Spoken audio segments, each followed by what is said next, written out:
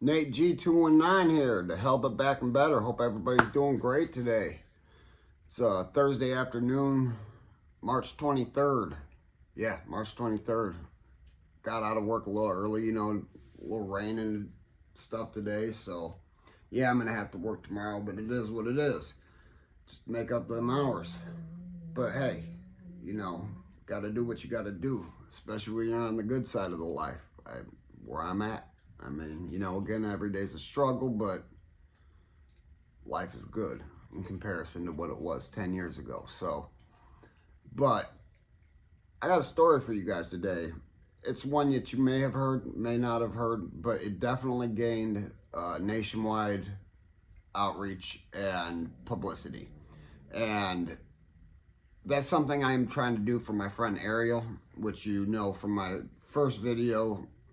I've done a couple videos on him, but my first video was directly about him. And one of my main goals, I've got many goals to this. First and foremost is to help the future of our world. Because if there's a whole generation coming up that's just running wild and doing things like I was doing things like my friend Corey was doing, and they're going to end up at places like we had ended up, places that a lot of people can't walk into and ever walk out again.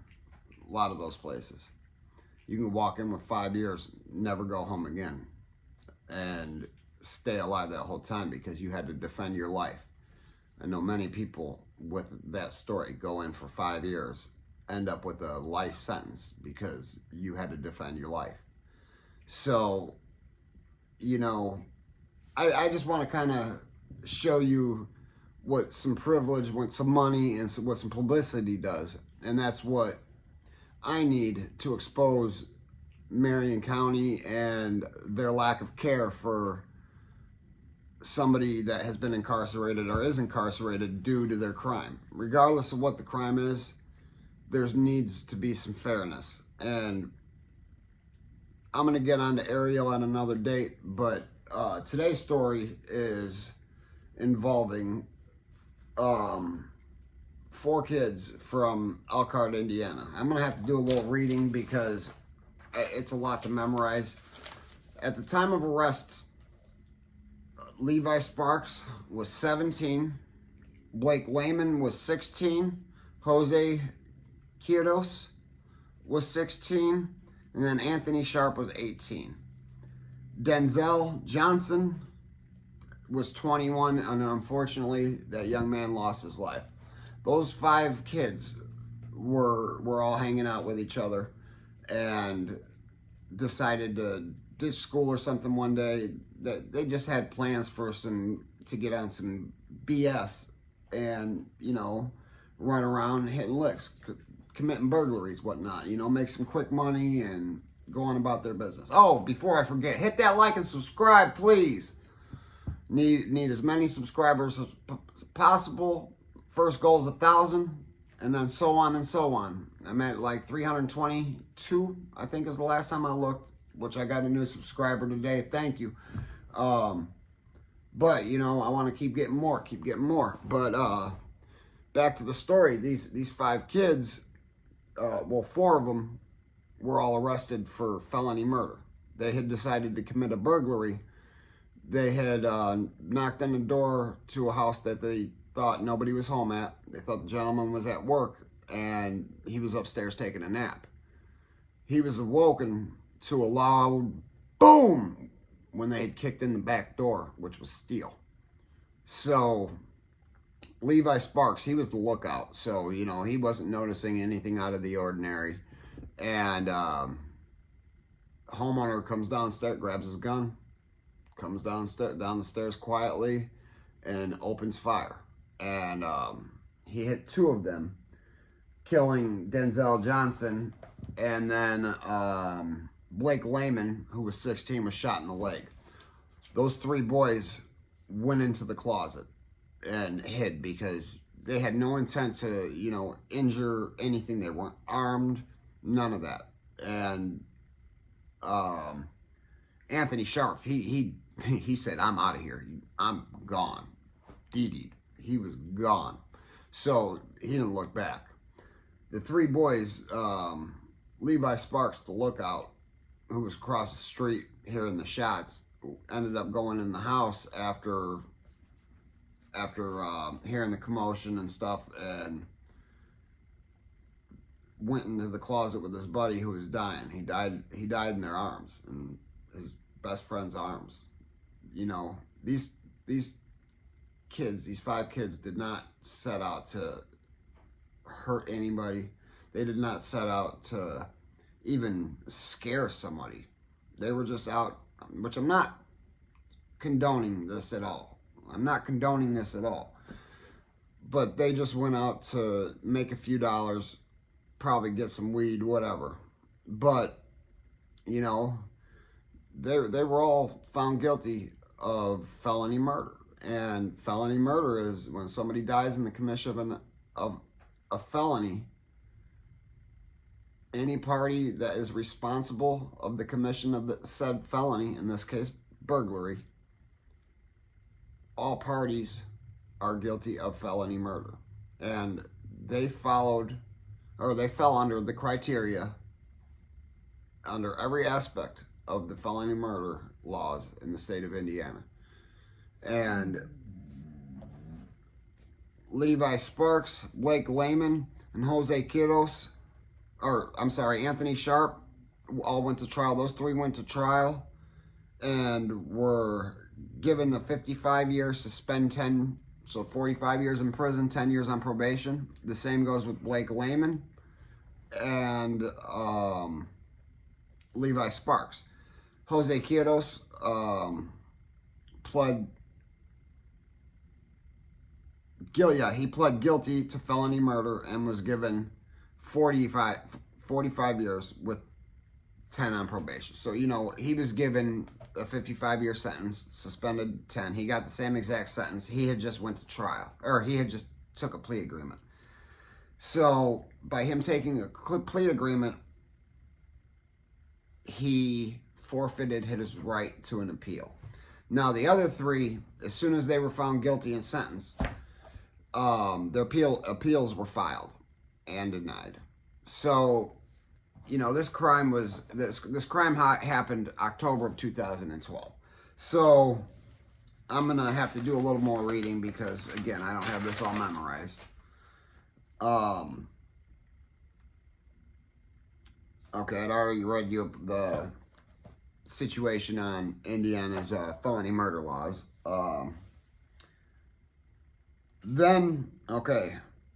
September 12th of 2014, some petitions reduce 10 years from the 3 sentences that had went to trial. The 3 that had went to trial, minus Quiros. The other 3 had some time knocked off due to some, you know, petitions and whatnot. They filed some paperwork, but they had written a petition to the Indiana Supreme Court to have the Supreme Court overlook their case.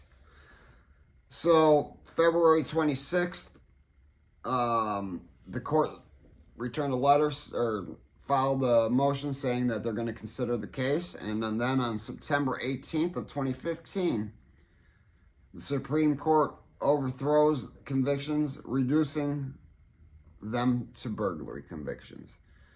Okay, they were each given 10 years and with some time suspended, so that gave them a 6-year sentence, basically. They were out the door. First to come home was Levi Sparks. I was finding conflicting dates on who was released when and stuff like that, but the 3 were released not too long after the Supreme Court. I'm thinking a couple weeks, or after they had finished up the burglary, if they weren't done with that yet. If they weren't done with it, they were within a few months out the door. But, you know, going from 45 years down to I've got a few months left, hey, you know, that's one hell of a change. Anthony Sharp, or Jose Quiros, on the other hand, his sentence had to be vacated because of his co-defendant's sentences being overturned because of him signing that plea agreement and giving up the chance to give it to the Indiana Supreme Court to just have them overlook the trial because he didn't have a trial. So, that being said, these kids are all home.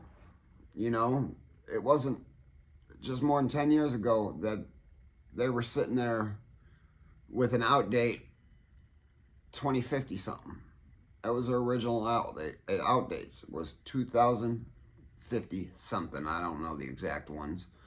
But they were in there. I mean, they had all day in prison. Granted, oh yeah, now that I think about it, the sentence, it would have been half of that. So they would have served like 22 years. Still a long ass time. Don't get me wrong. That's still a long ass time in prison. But how'd they slip through the cracks, man? That's what I want to know. Like, how did they get the notoriety? How did we get somebody like Ariel to get some publicity? Because, you know, the man was 13 when the offense was committed. I'm not downgrading the offense at all. It's a horrible, horrible offense. 2 innocent elderly women lost their lives. Now, I've tried to reach out to family. I cannot locate anybody. I went through the obituary, gathered names, and I went through hundreds and hundreds of people.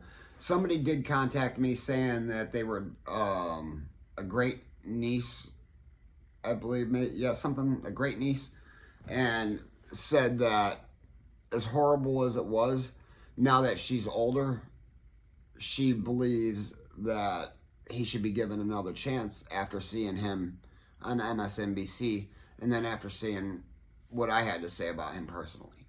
So, you know, all I know is who I know in the 5-6 months I was in the cell next to him. I know that doesn't sound like a long time to get to know somebody, but when you're in a confined area like that and that's your neighbor, you get to talking. You get to knowing people a lot better than you think and a lot quicker than you normally get to know somebody. Like when you're dating somebody or something like that, you're talking on the phone here and there, getting to know each other on the dates. Like, we have no choice. I mean, we got a choice. We can either not talk or we can get to know each other, especially as neighbors. Let's know each other so we, first of all, know each other so we know that neither of us is robbing each other. That's a good one. Also, I mean, it was awesome having him as a neighbor. Like, I was in cell 440. Yeah, 440. It was 440, 442, then 444 was the last cell. So there were 22 cells on each range. 22 men on each range. And that's just how it worked. Even numbers, 440. So he was in cell 4. Ariel was in cell 438. East Side B cell house. So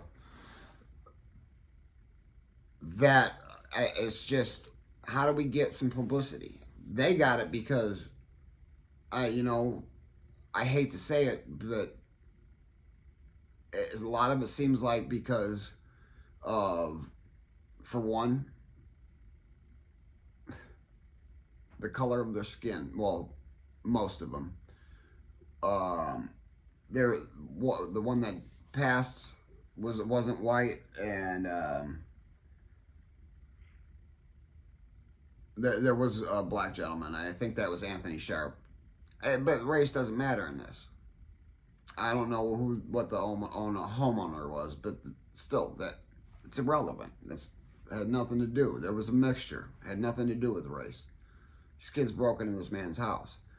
So they gained this publicity because Dr. Phil brought the family on the show, made it a nationwide situation. I remember sitting in Lakeside and hearing or watching people watching this Dr. Phil, and because some of them were locked up in Elkhart with the kids that had done it, and Some of them had went to school with him, you know, knew the kids rather personally. I had ended up meeting Sharp, I believe, once or twice on the rec yard. I didn't really realize who he was, or I mean, I was told that, you know, he was one of the Elkhart Four, but that it still didn't really mean a whole lot to me. Like, I didn't know dude from Adam, and honestly, I didn't know how his case was going. I just knew it made some public news. Well, you know, after looking at the dates, all this was going on while I was there. I mean, his case got overturned, and while he was in an Indiana State Prison, 10 days before I came home. I mean, that's crazy. I did not know that until I didn't even just think about it until I just rethought about the dates. That's crazy. Came home from Michigan City, Indiana State Prison, September 28th of 2015. I left B Cell House, and that had happened a week and a half before, but, you know, I never knew that. Never knew that had happened while I was there. Damn. But anyways, you know, I just wanted to bring a little light to, you know, nothing against these kids at all. You know, they made a mistake, and I'm real glad to know that they were freed. But they also know now that, man, life's too precious to be playing these games, man. Life's way too precious. You know, if I help just one person out there decide not to go down the road I did, or any people that are behind that wall, behind them fences, behind that wire, if I can help one person, I think I've done something with my life. Something better than I had. I already know I'm doing much better with my life. But, you know, you guys know what I mean. Doing something with this YouTube stuff, other than trying to make a life, other than doing damn tree work. I'm getting too old for it. It's a young man's game. But I still do not take any breath of this air outside that wall for granted. Not one breath of air do I take for granted. It's a blessing, man, and I hope some of you youngsters out there that are realizing this or watching this realize that life is too precious, and just because you're struggling, because you can't make ends meet now, doesn't mean you can't in the future. Start playing chess with your life. Stop playing checkers. Start playing chess. Start thinking at least 5 moves ahead. Make a plan. Set some goals, some realistic goals. Don't set some unrealistical fantasies. Set some legitimate goals. And if you're struggling, start with a short goal. No matter what it is. Whether it's simply making a phone call and telling somebody how important they are, and making things right for all the shit you've done in the past. Whatever it is, man. Think about that, man. Life's way too valuable to go spend it in the prison. Because it's just not the place to be. But anyways, guys, I just wanted to get that one out to you guys about the Elkhart 4. And hit that like and subscribe, please. But that's another one out.